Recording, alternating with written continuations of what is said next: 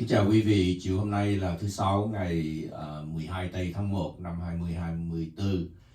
Sam kính chúc quý vị trong cái 2 tuần đầu này của năm mới này thật là may mắn, vui vẻ và thành công trong mọi việc mình làm, và sức khỏe được dồi dào. Cũng như kính chúc quý vị trong suốt năm 2024 này sẽ là một năm rất là thành công cho quý vị, và dĩ nhiên mọi việc đều tốt đẹp, gia đình được hạnh phúc và cộng đồng được ấm no. Sam chiều hôm nay rất hân hạnh được đến với quý vị trong chương trình hàng tuần vào thứ Sáu từ 3 giờ cho tới 3 giờ rưỡi chiều. Chúng ta xin mong quý vị cùng xem nghe những lời tâm tình. Vị khách của chúng ta ngày hôm nay Sam có là ông Sam Liccardo, là ông vị cựu thị trưởng của thành phố San Jose cho suốt 8 năm trước khi mà có cái tân thị trưởng là Matt Mahan. Bây giờ thì ông ta xong cái nhiệm kỳ của ông ta vào năm 2020. Was that 2020 that you finished your term or 2022? Kính chào quý vị, 2022. 2022. Dạ thưa, thì là ông ta phục vụ là một chức vụ cựu thị trưởng của San Jose cho tới năm 2022, 8 năm thị trưởng, và trước đó thì ông cũng phục vụ khoảng chừng 8 years in council as a council member, và 8 năm phục vụ là một nghị viên của hội đồng thành phố trong District 3, right? Was that District 1 or District 3? It's 3, yes. 3. Yeah. Okay, so thưa quý vị, thì Sam rất hân hạnh được tiếp chuyện cùng với lại ông Sam Liccardo chiều hôm nay, cũng là một người rất là quen thuộc trong cộng đồng Việt Nam của chúng ta, cho nên Sam được dịp tiếp chuyện của ông ta. Và thưa quý vị, thì trong năm nay là năm 24, cũng là năm bầu cử. Thưa quý vị, chương trình của Sam Hồ là chương trình mà nó từ tiền túi của Sam Hồ bỏ ra để mà phục vụ cộng đồng trong suốt 3 năm qua, và Sam không nhận một đồng nào từ bất cứ một cái cơ sở nào hoặc là một thế lực nào, cho nên chương trình của Sam không có một áp lực nào hết, và không có ủng hộ một vị gọi là ứng cử viên nào. Tại vì khi mà mình chọn, mình ủng hộ một ứng cử viên nào thì mình trở thành gọi là thiên về một phía bên đó, cho nên Sam muốn giữ một sự trung thực. Và cái quyết định của quý vị khi mà nói chuyện với lại những vị ứng cử viên trong bất cứ một cái position nào thì Sam không có endorse họ được, và Sam phải giữ cái sự trung thực đó để mà quý vị có thể nghe họ và quý vị tự mình quyết định lấy. So Sam, I just made some quick introduction and letting our audience know that it's great privilege to have you here today, and thank you very much for being the mayor of our city up until 2022. You finished your 8 years there as mayor, and before that 8 years as council member for District 3. And with that service, we thank you very much. I also mentioned that this radio show, for the past 3 years, I have run this out of my own pocket once a week as a service to the community, bringing up information to the community. And because I don't receive any dollar from any sources, I'm not influenced by any of that. So I want our show to be genuine, to be authentic, and to be fair. And because of that, it comes with a cost where I don't have the privilege of endorsing candidates so that people will be able to make a decision based on what they hear. But certainly very much appreciated for you taking the time to be here this afternoon to share with the community how it's going go for you. And if you don't mind, just quickly introduce yourself and share with the community what are some of the things that you are very proud of as your service at City Hall, mainly as mayor, but even before that as council member, and maybe some of the things that you wish it could have been better. So please go ahead, and I will do the translation. Kính chào quý vị. Sam, it's a great honor to be with you, and good to see you again, and thank you for all of your service to the community, and particularly to our many students in the school district. Thank you very much for your service. Thank you for your great service. I've had a real honor in serving the community. 8 years as a mayor, and prior to that as a council member.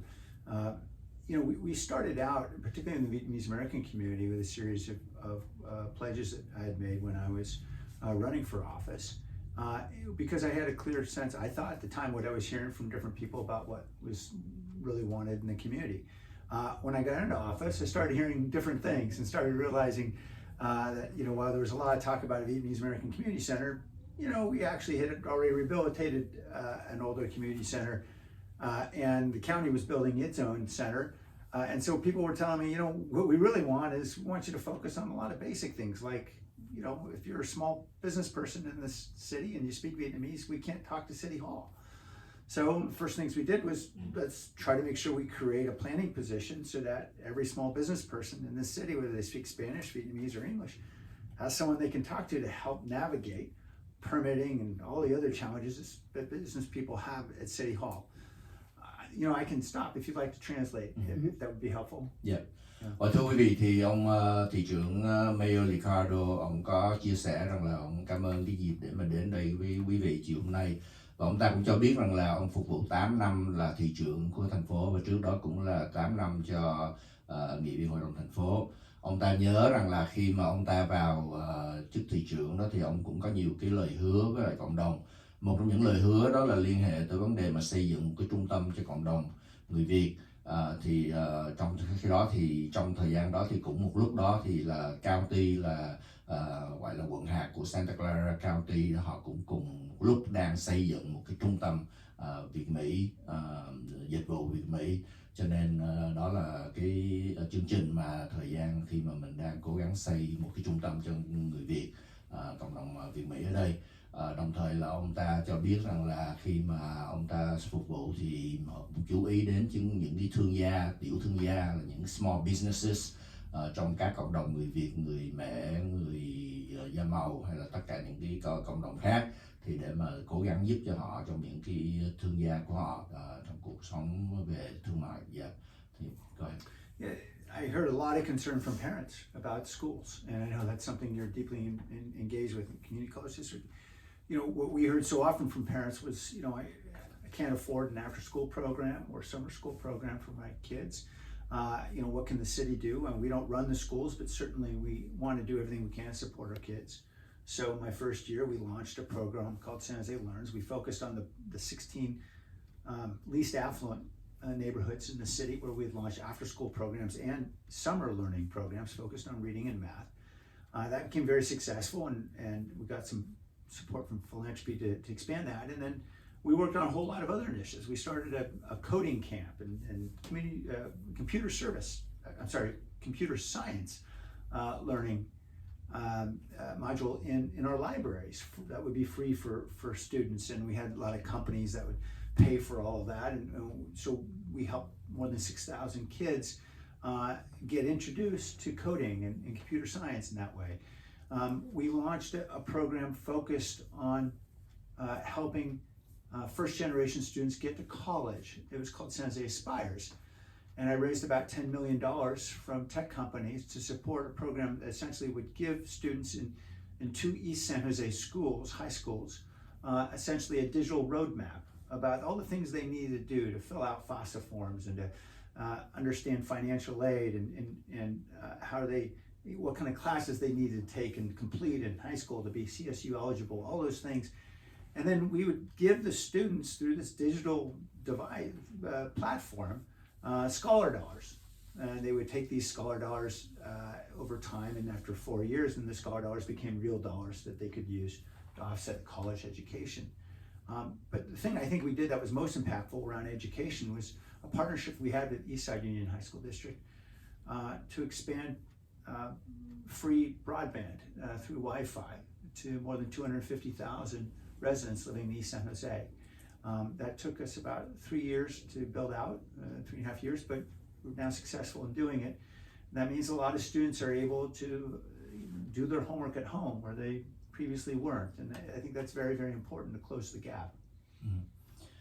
Dạ thưa quý vị thì ông Sam Liccardo ông cũng có nói rằng là trong thời gian mà ông phục vụ đó thì ông cũng nghe nhiều bậc phụ huynh có đề cập về cái vấn đề quan trọng của các cái trường học. Thì trong các chương trình trường học đó thì ông cũng giúp để mà có những cái chương trình giúp cho các trẻ em họ có những cái chương trình gọi là after school hay là summer school. Trong cái thời gian mà học sau cái lớp học có những cái lớp học để mà huấn luyện cũng như là giúp cho các em, và đồng thời là trong mùa hè thì trong cái chương trình đó ông có cái chương trình nó gọi là San Jose Learn, và các cái chương trình mà dạy cho các em, dạy kèm cho các em về vấn đề như là reading với lại math hay là vân vân, liên hệ tới những cái đề tài rất là quan trọng để các em có thể chuẩn bị vào đại học.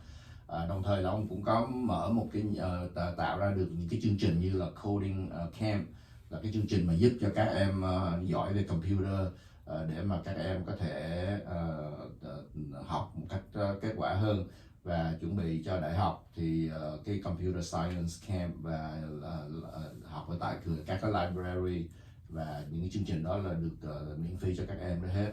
Đồng thời ông ta cũng cho biết rằng là ông ta cũng giúp tạo thành cái chương trình nó gọi là Aspire, thì ông ta đã quyên được trên 10 triệu đô la để mà có cái chương trình đó giúp cho các em học sinh. Ông ta cũng có đề cập tới vấn đề là làm việc cộng tác với là Eastside Union High School District để mà có thể mở những cái chương trình về giúp đỡ về cái phương tiện như là hệ thống mạng trên mạng để các em có thể có những cái cơ hội mà học nhiều hơn qua điện toán vân vân. Chương trình gọi là five band wifi. Yeah. Đó là thưa quý vị, đó là những cái lĩnh vực mà ông chú tâm trong cái vấn đề lĩnh vực về giáo dục cho các em.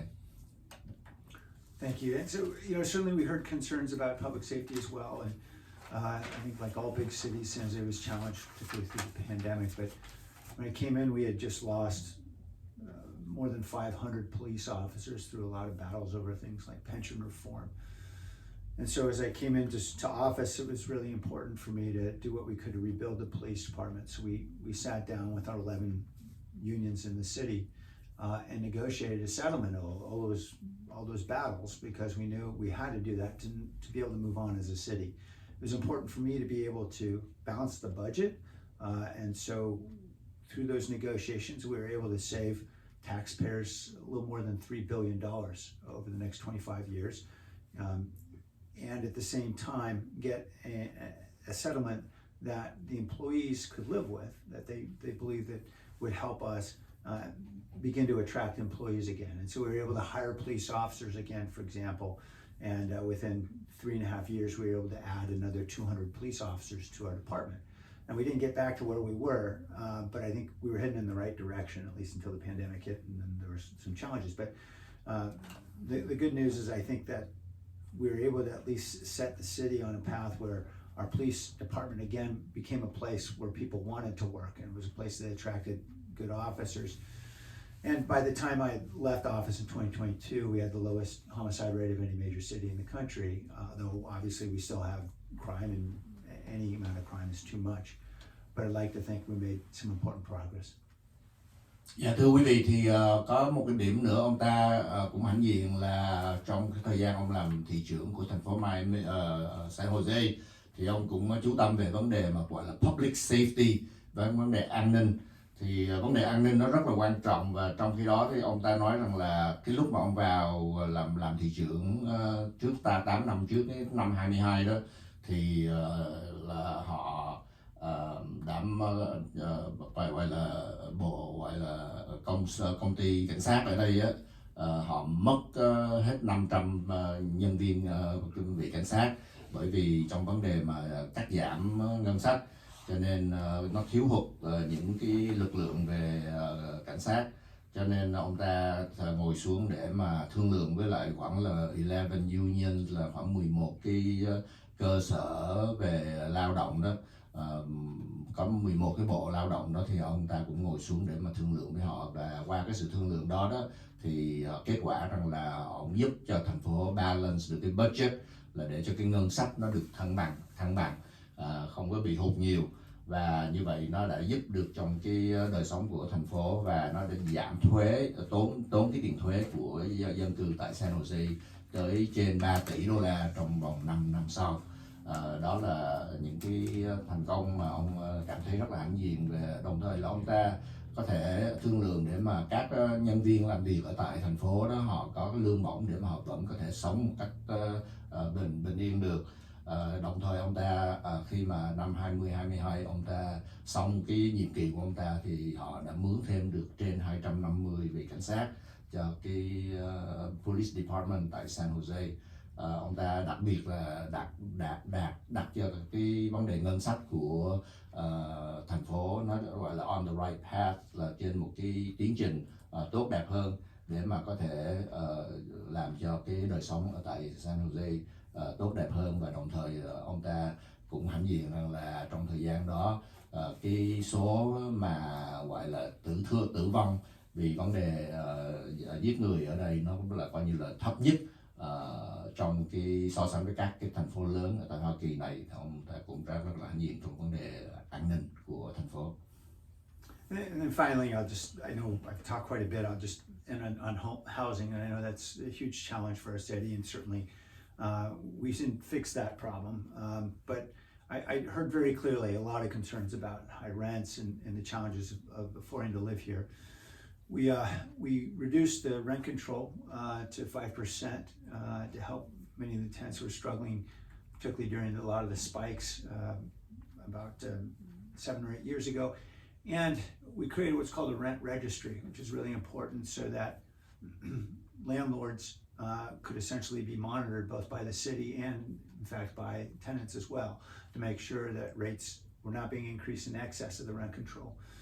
So it was important for us to create that system. And then I went to the ballot a couple of times to try to find more resources to build affordable housing. And we succeeded in 2020 with Measure E, which was a tax essentially on very, very high income, mostly corporate real estate transactions that helped to pay for affordable housing, both for the homeless and for low income residents. It generated, I think that second year I was in office, that we had passed it by 2021, it generated about $95 million that we then used to build affordable housing, particularly for the homeless, because we were trying to get more people off the street. And because we were able to find more innovative ways to build that housing, what we call prefabricated modular housing, we were able to build it much more quickly than traditional housing and at a lower cost. And so by 2022, we had built 5 of these prefabricated communities, housing communities, and we were able to move hundreds of unhoused people into them. And for the first time, we were able to finally reduce the rate of street homelessness in our city by about 11% that year. That was the last year I was in office. It took us a while to be able to put all the pieces in place that could start to make that happen. I'd like to believe we're now finally starting to turn that corner. And Mayor Mahan, I think, is doing an excellent job trying to see how we can expand those prefabricated housing communities. Thưa quý vị, thì ông Sam Liccardo cũng cho biết rằng là một cái lĩnh vực khác mà ông rất là hãnh diện để mà phục vụ trong thành phố San Jose lúc mà ông còn làm mayor đó, thì là cũng liên hệ tới vấn đề housing, là vấn đề nhà cửa cho các vấn đề về vô dân gia cư. Thì thưa quý vị biết đó là một cái vấn đề cũng rất là quan trọng ở tại San Jose này. Thì ông ta đã giúp, điều đầu tiên là ông ta giúp để mà có thể những người đang mướn nhà họ không có bị phải trả quá cao, mà họ không sống tiếp tục nổi trong cái nhà họ đang mướn, cho nên là họ đưa ra một cái chương trình nó gọi là rent control. Và cái luật rent control đó nó giữ cho cái vấn đề mà tăng cái số tiền mà người ta phải trả tiền nhà mướn đó là nó không quá trên 5%. Thành ra cái đó nó giúp cho những người mà đang mướn nhà không có bị tăng một cách quá cao. Và bằng cách là ông ta create một cái gọi là cái rent registry, là một cái hệ thống mà có thể người ta có thể monitor và để ý tới vấn đề mà tình hình mà bị tăng giá tiền nhà, nó có để ý một cách chu toàn không theo cái luật lệ không. Thì một cách khác nữa là trong năm 2020 ông ta cũng đưa ra những cái dự luật và những cái dự án để mà người ta bầu cử, và dân cư và cử tri đã bầu cử chấp thuận cho cái gọi là Measure E. Thì cái Measure E đó là để có thể tạo tiền, có thể có tiền để mà giúp xây những cái nhà gọi là affordable housing, những căn nhà mà nó là tương đối gọi là giá phải chăng cho dân cư ở đây có thể có nhà để ở. Thì tiền đó, tiền thuế nó đến từ những cái công ty và những người có rất là income của họ rất là cao. Thành ra tiền thuế từ đó nó giúp trong vấn đề này, và họ đã gây ra coi như là gây ra được trên 95 triệu đô la để lo trong cái chương trình này. Và trong thời gian đó thì họ cũng xây được 5 cái vùng để mà giúp cho hàng trăm gia đình tránh cái cảnh gọi là vô gia cư đi vào trong khoảng chừng 5 cái khu vực mà nó gọi là prefabricated housing, những cái căn nhà mà được xây cấp trước rồi nó ráp vào hay sao ở tạm thời như vậy, thì tương đối là nó giúp cho rất là nhiều gia đình. và ông ta thời gian đó cũng đã giúp cho cái vấn đề vô gia cư nó giảm xuống khoảng 11%. Ngày hôm nay thì ông Matt Mahan là tân thị trưởng, ông cũng tiếp tục cái con đường đó và xây dựng thêm nhà cửa để mà giúp cho những người mà đang cần để mà không có bị trở thành vô gia cư. Ông ta cũng thấy rằng là ông tân thị trưởng đang làm việc một cách rất là tốt. Mayor Sam Liccardo, if you don't mind, share with us going forward, what are some of the aspirations that you have?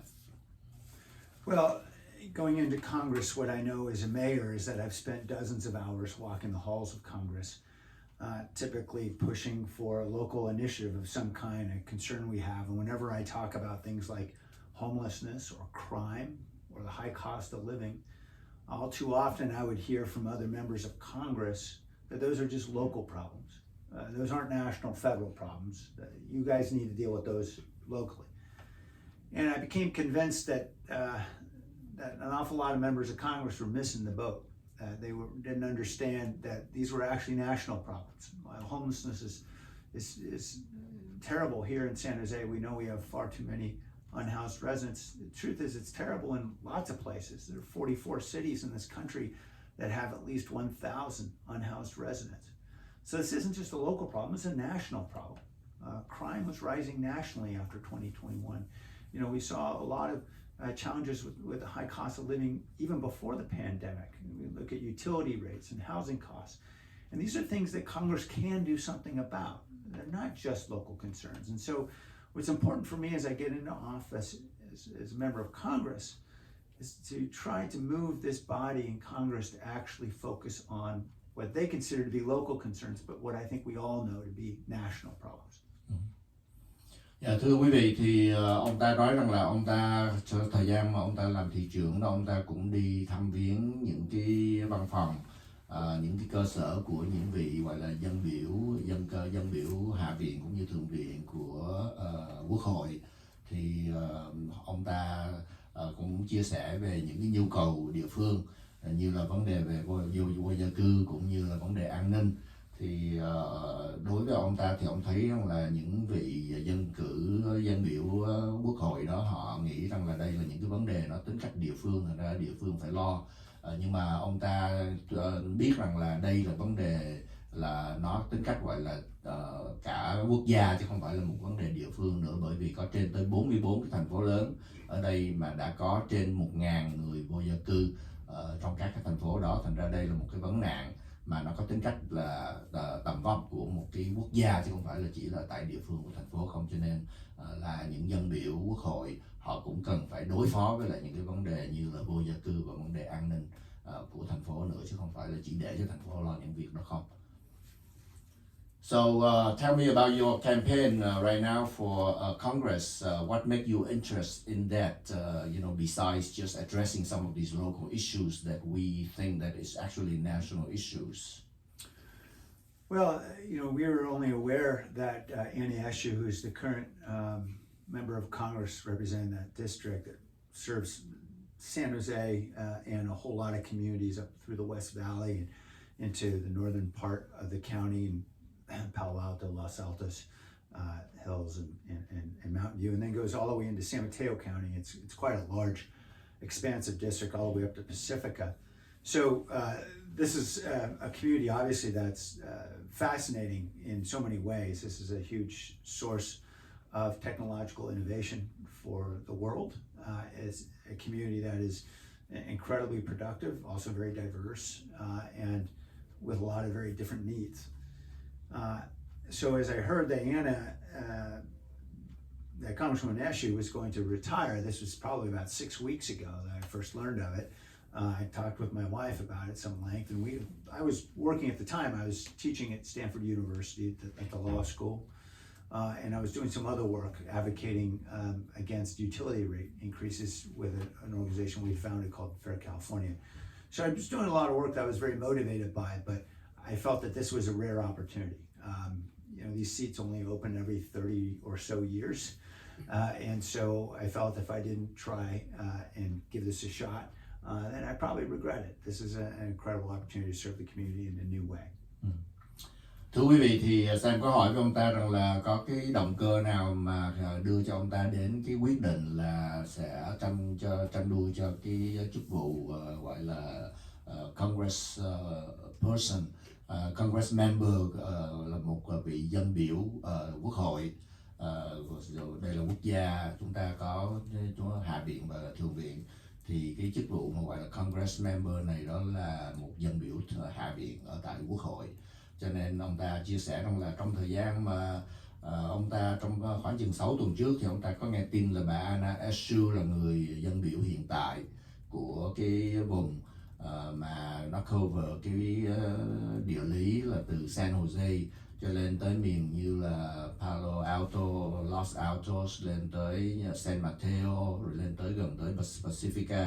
Thì một cái ranh giới đó là thuộc về cái địa hạt của cái Congress mà vùng của dân biểu mà bà Anna Eshoo bà đã phục vụ trong vòng tới 2-3 thập niên vừa qua. Thì bà cũng tin là bà về hưu, rồi bà không tiếp tục cái position đó nữa, cho nên ông ta lúc đó là đang dạy học trường luật ở tại Stanford University.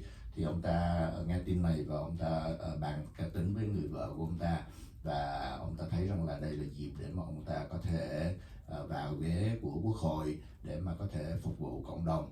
Và ông ta nghĩ rằng là đây là cơ hội, nó chỉ đến 2-3 thập niên một lần, cho nên nếu mà trường hợp ông không có tham dự vào cái cuộc tranh cử này thì ông sẽ cảm thấy có thể là rất là hối hận nếu mà trường hợp mà mình không có tranh đấu cho cái chức vụ này để mà có thể gọi là phục vụ cộng đồng ở tại những vùng này. Yeah, thank you. Go ahead. Anything else? How you feel that the support from the Vietnamese voters as well as the non-Vietnamese voters in these areas? What do you think would be their support for you, and what do you think might be a challenge for you? Well, I've been very blessed to have the support of the Vietnamese American community in the past, particularly when I ran for mayor many years ago, and I'm very grateful for that, and I won't forget it. I think what's important about this race is that there's only one candidate out of 11 in this race that's from San Jose. That's me. And about 40% of the residents in this district are from San Jose. And overwhelmingly, that's where our Vietnamese American community lives, of course. That's really important because right now we're facing a situation in which the redistricting has carved up San Jose in Congress to 4 different members of Congress. And these are all good people, but for the most part, they don't live in San Jose. That is, Jimmy Panetta's down in Carmel, and Eshoo's Palo Alto, Rocana, and Fremont. And Zoe Lofgren is probably going to retire sometime in the next 2, 4, 6 years. We don't expect, and that district is, the center of gravity is really down in Monterey County, and it's likely that next representative is going to be from Salinas or someplace far south. So we face the prospect that if we do not elect a San Jose representative, this city will not be represented in Congress. We would be by far the largest city among the top 40 cities in the country. I think you'd be hard put to find one that doesn't have someone from their city representing their city in Congress. And it's unfortunate the way these lines were drawn. I opposed the way it was done. But that's why I think it's imperative, certainly for our city and for the Vietnamese American community, because obviously we're so closely identified with the Vietnamese American community, and we're proud to be the place where this community has flourished, that we need a San Jose representative. We need to be able to fight for dollars for everything from affordable housing to grants for our police department and to for transit and all the other things we critically need. And it needs to be somebody who understands our city and our city's needs. Thưa quý vị, thì Sam có hỏi ông ta rằng là khi mà ông ta đã tranh cử cho cái chức vụ dân biểu quốc hội thì ông ta nghĩ rằng là làm thế nào để ông ta có thể phục vụ và đồng thời là được cái sự ủng hộ của những cử tri của những cái vùng ông ta đề cập đến từ San Jose lên tới San Mateo, Pacifica. Thì ông ta cho biết rằng là trong cái số mà 11 người đang ra tranh cử cho cái chức vụ này thì chỉ có một người là sống ở tại San Jose, và cái người này chính là ông ta. Ông ta là người duy nhất trong 11 cái ứng cử viên mà sống ở tại San Jose và hiểu được cái nhu cầu của San Jose. Cho nên là ông ta nghĩ rằng là ở tại quốc hội họ cần có cái tiếng nói của người từ San Jose thì có thể đưa lên những cái nhu cầu như là vấn đề vô gia cư, vấn đề nhà cửa, vấn đề an ninh, vấn đề mà gọi là phương tiện di chuyển lưu thông vân vân. Tất cả những cái vấn đề mà nó ảnh hưởng tới đời sống của dân cư của San Jose, là một nơi mà có đông người Việt Nam nhất trong các thành phố mà ông ta đề cập đến, mà sự gắn bó giữa ông ta và ông cảm ơn cử tri người Việt đã ủng hộ ông rất là nhiều trong cái thời gian ông tranh cử cho chức vụ thị trưởng. Thì ngày hôm nay ông ta mong rằng có sự giúp đỡ đó, và ông ta nghĩ rằng là phải có tiếng nói của người từ San Jose thì có thể đáp ứng được những nhu cầu của dân cư của San Jose. Cho nên đó là vấn đề tại sao nó rất quan trọng để ông ta có thể tranh cử, và hy vọng là được đắc cử cho cái chức vụ dân biểu quốc hội này để phục vụ đặc biệt là dân San Jose, đáp ứng nhu cầu của họ. So final comments, if you don't mind. Thank you very much for your time. Well, thank you, Sam. I just wanted to say all the listeners, Gamun, thank you. I'm so grateful to have been able to serve this community as I have for many years, and I'm grateful for the support that I've received from the community. Vâng, thì thưa quý vị, để lời kết thúc của ông ta thì ông ta có trình bày rằng là ông rất là biết ơn cái sự ủng hộ của người Việt Nam, cộng đồng Việt Nam ở tại San Jose này trong nhiều năm qua, trong cái thời gian mà ông ta phục vụ là một mayor, là một vị thị trưởng của thành phố San Jose, và ông ta cảm ơn quý vị đã ủng hộ ông ta. Đó là lời kết thúc của ông ta, và sẵn dịp này Sam cũng xin cảm ơn quý vị đã nghe chương trình này. Thưa quý vị, thì Sam không có cái quyền để mà ủng hộ một ứng cử viên nào để giữ sự trung thực. Thành ra những gì mà quý vị nghe thì tự quý vị sẽ quyết định, và quý vị ủng hộ người nào trong cái cuộc tranh cử này. Kính chúc quý vị những ngày sắp đến, và đặc biệt trong năm 24 này là năm bầu cử, được mọi sự bình an, sáng suốt để mà có thể ủng hộ người mà có thể giúp mình nhiều nhất. Cảm ơn quý vị. Thank you very much, Mayor Sam Liccardo, and we appreciate your time. Gamun. Thank you. Thank you. Yeah.